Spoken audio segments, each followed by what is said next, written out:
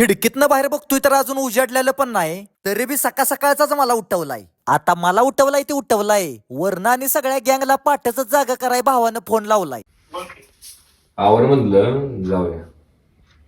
मुंबईला जायचं म्हणून पाट्याच उठवलंय भावानं 5:30ला, आणि पाक उजाडल्यावरही लागल्या गाडी धुवायला. आज त्याच्या आईला तवर झोपलो असतो की. मग लवकर जायचंय म्हणून ह्यांच्या नादात आंघोळ बी अंगा ओतून केली 2च. मग आधीच उठलोय 5:05ला आणि गाडीत बसलोय 8ला. बारक्याला मोठ्याचं बसल्याला बघवनाच, ह्यो गाडीत बसला ना मला गेट लाव म्हणला. मग मी पण जोरात गेट वडलं आणि इथनं लवकर चल म्हणलं. जरा पुढे गेलं नाही तवर ह्यो म्हणायला लागला तेजस पिल्लेला घ्यायचाय फार्मसी कॉलेजवर. अहो ह्यो आहे की फोटोग्राफर, त्यामुळे साहित्य लयच घेऊन आल्याला. गाडीत हिंनी कॅमेऱ्याच्या सगळ्या बॅगा ठेवल्या, कारण रोहितला मुंबईत एंगेजमेंटचं शूट होतं. मसूर रोडला जाताना गाडी रस्त्यावरनं चालते का खड्ड्यावरनं, ती गाडी चालवणाऱ्याला पण कळत नाही. ह्याच्यावर एकच कळतंय बघा, कोणाची पण आली सत्ता तरी दुरुस्त होत नसतोय रस्ता. आता डिझेल फुल करून एकसारखं जायचं म्हणलं, तेवढ्यात हिंनी आयुषच्या स्टुडिओवर आणलं. आयला फॅमिली कार कमी वाडापनं झाल्यागत वाटायला लागलंय. सगळ्या रस्त्याने एका एकाला घ्यायचं चाललंय. ह्यो तर कुठे लगेच गाडीत बसतोय, ह्यो स्टुडिओत केस विचारतोय आणि केस विचारून आणला ह्याला. आता म्हणलं ह्याला घेतलाय तरी एकसारखं मुंबईला चला, आणि इथनं पुढचं सगळं पुढच्या पार्ट मध्ये लागतंय तुम्हाला दाखवायला.